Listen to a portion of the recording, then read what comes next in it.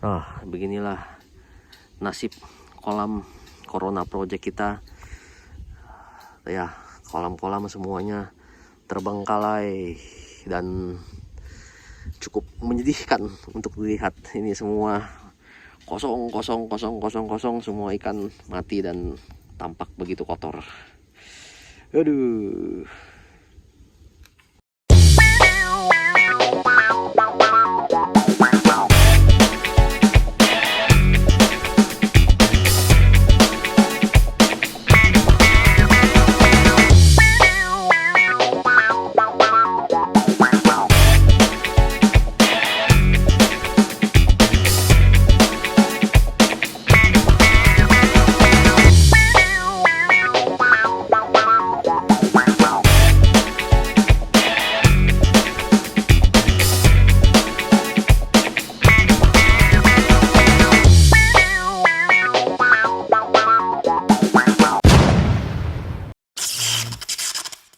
Halo teman-teman semua, salam Gapi 8. Nah, kali ini teman-teman sedang berada di kolam Corona Project ikan gapi milik kita teman-teman.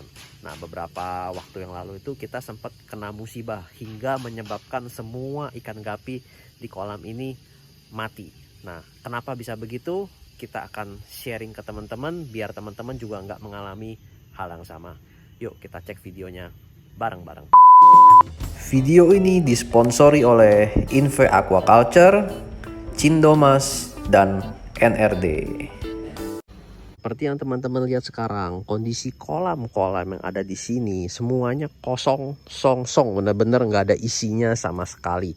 Dimana sistem sirkulasi juga mati, airnya kotor, bisa dilihat ya, semuanya berlumut, kotor, benar-benar ya. Intinya ini terbengkalai dan tidak terurus teman-teman. Nah, kenapa bisa begini? Jadi kejadian berbeda pada 2-3 bulan yang lalu, dimana semuanya ini full ikan semua, menyenangkan sekali ngelihatnya teman-teman. Berbeda dengan yang teman-teman lihat sekarang. Nah, oke, kejadiannya begini teman-teman. Seperti yang dilihat ya, ini kurang lebih dari ujung sini sampai ke ujung sana itu ada kurang lebih 60 akuarium ya, kita ngomong 60 tank. Dan semua sistem ini semua bekerja dengan menggunakan pompa teman-teman. Nah, ini ada pompa ya, pompa, jadi dia ngisi air ke atas, udah ngisi semua sampai ke 60 akuarium, terus dia akan turun ke bawah airnya. Air dari atas akan turun ke bawah, air turun ke bawah, ngalir lagi ke filter, dari filter naik lagi ke pompa. Jadi semuanya tersirkulasi, hidup.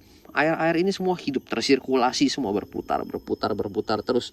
Jadi kita nggak memakai aerator di sini. Kita cuma pakai satu mesin ini aja untuk menghidupi 60 akuarium. Jadi bisa dibilang cukup efektif dari segi sistem teman-teman. Nah, ini juga sama, semuanya kita pakai sistem pompa juga, ini media filternya ya. Nah, namun beberapa waktu yang lalu kita sempat mendapat problem teman-teman. Dimana dengan menggunakan sistem seperti begini, teman-teman perlu tahu, kalau air yang berada di semua media ini terhubung satu sama lain, yang mengakibatkan apa yang terjadi di air A akan terjadi di air B, akan terjadi di air C, dan terusnya. Semuanya akan mendapatkan efek yang sama. Nah, itulah yang menyebabkan kendala pada sistem ini teman-teman. Dimana kondisinya ketika ada satu tank aja yang sakit, semua akan terkena sakit. Tapi kalau menurut kita cukup cukup teliti lah dalam melihat kondisi ikan, dimana ini kan kita pantau terus tiap hari. Jadi kalau misalnya ketika ada ikan yang sakit, ada angkat, pisahkan, itu ikan gapi masih cukup tahan teman-teman. Meskipun misalkan ada 1 atau 2 yang sakit, mereka masih bisa survive, bisa tahan teman-teman. Jadi nggak semudah itu untuk sakit gitu loh. Karena memang air juga di sini kita akan posisinya kita atur sebersih dan sejernih mungkin juga. Air juga maksudnya, meskipun ya teman-teman lihat kadang-kadang ada lumut atau gimana, tapi itu air itu sirkulasi terus, air bersih terus teman-teman.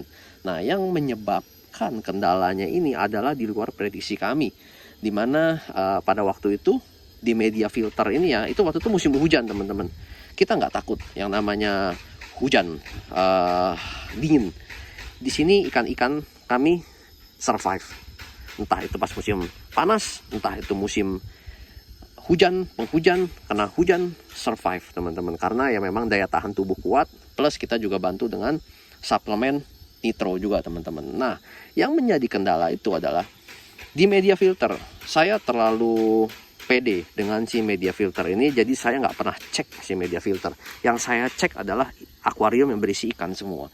Pada waktu itu jadi di media filter ini pada saat musim penghujan, kodok-kodok itu pada bertelur teman-teman. Jadi musim kawin kodok, musim hujan itu ya.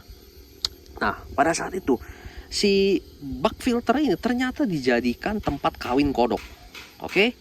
Nah, satu kendalanya kodok bertelur di sini. Ketika kodok bertelur di sini, ternyata mereka nggak bisa keluar teman-teman dari media filter ini. Jadi susah ya dia untuk masuk, dia bisa, tapi untuk manjat di sini ini dia licin, dia nggak bisa manjat. Jadi otomatis mereka ngedekem di dalam bak yang menyebabkan mereka mati. Nah, oke, yang saya nggak tahu ketika itu saya ketemu, wah ada kodok mati, langsung saya angkat, saya buang. Tapi ternyata teman-teman ada kodok tuh yang nyelip, plus masuk ke dalam sekali, dan ketika dia masuk dia mati di dalam. Jadi itu benar-benar di luar prediksi kita. Mereka nggak kelihatan sama sekali tuh, kodok-kodok itu nggak kelihatan ketika dia mati.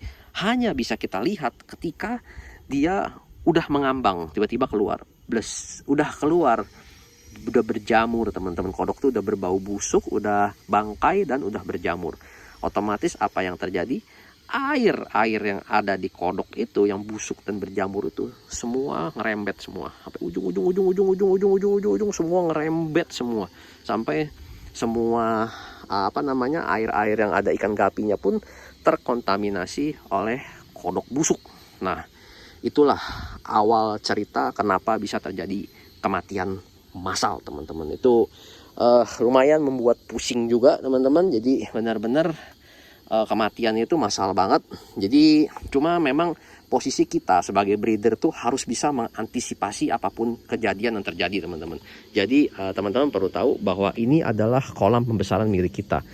Kita masih ada yang kalau teman-teman lihat kolam indoor kita ya, kolam indoor itu merupakan genetic bank atau simpanan genetik kita. Jadi seandainya sewaktu-waktu ada kayak semacam ini musibah terjadi, kita masih pegang genetik yang nantinya masih bisa kita teruskan lagi ke anak cucunya gitu. Jadi nggak bener-bener sekali habis ya bless gitu, punah gitu teman-teman. Jadi bagi teman-teman juga tuh ya perlu dicatat yang punya ikan-ikan kesayangan dengan genetik yang bagus.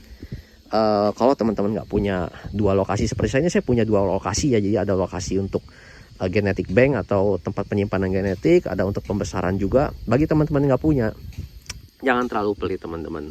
Bagi ke yang tetangga atau mungkin siapapun kawan teman-teman itu, teman-teman bagilah ikan-ikan itu, tapi baginya juga jangan ikan-ikan yang jelek. Bagi yang ini bagilah ikan-ikan yang bagus. Jadi sewaktu-waktu ketika ikan teman-teman terkena musibah, teman-teman masih bisa ambil, ikan gua yang waktu dikasih gimana, udah beranak belum?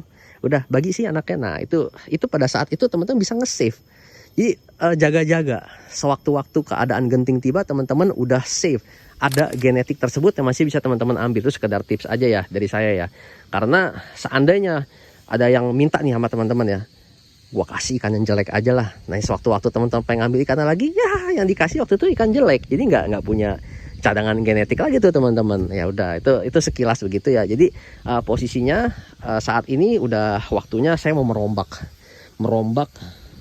bukan merombak total istilahnya. Jadi saya ingin mematikan sistem sirkulasi yang ada di sini, dimana sistem tetap sama, cuma ini air yang keluar turun ke sini kita akan buang keluar. Jadi air itu nggak tersambung satu sama lain, dan kita nggak pakai lagi yang namanya sistem pompa ini. Sistem pompa ini hanya untuk membuang atau narik air yang ada di bak ini untuk ngisi yang di atas, bukan untuk berputar. Jadi hanya untuk ngisi yang di atas lalu terbuang. Dan pompa ini bak filter ini juga nggak dari sini pindah lagi. Jadi ini hanya untuk menampung air, diendapkan untuk kembali dialirkan ke sini gitu. Jadi kita matikan sistem sirkulasinya itu yang bercabang-cabang dan mengalir satu sama lain. Nanti kita akan pakai sistem aerator aja. Jadi beberapa waktu ini kita akan merehab terus, dan kita akan kasih lihat ke teman-teman update-nya seperti gimana. Oke, kelihatannya segitu dulu untuk penjelasan saya di hari ini. Didoakan teman-teman, moga-moga Corona Project ikan gapi kita ini dapat kembali hidup dan menyenangkan untuk dilihat kembali. Salam Gapi 8.